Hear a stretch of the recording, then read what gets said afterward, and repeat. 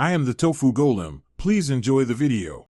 You begin with the needle, thread, and fabric in front of you. Hold the yarn doubled and trim a 3 to 4 foot length so it won't tangle. Insert the needle through the fabric from the front, leaving the tip exposed. This orients the hollow shaft. Once done, align the yarn ends and feed the folded midpoint into the hollow eye from the back, pushing gently so both tails pass toward the tip.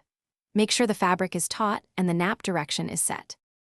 Now you move into the more delicate step, seating the yarn correctly. With the midpoint started in the eye, push the yarn forward a little at a time. Don't force it until you feel it seat against the internal stop near the tip. Once seated, pull the two tail ends through so a tiny loop sits at the eye. This loop stabilizes the yarn when punching.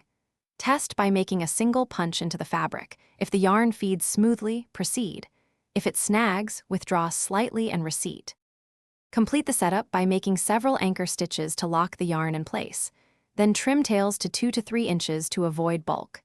If at any time the yarn slips or pulls back, stop and retract the needle slightly, push the loop deeper into the eye, and repunch to re-establish feed.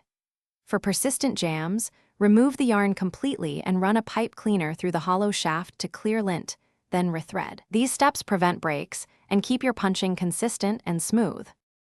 Thanks for watching. Consider subscribing if we helped you today.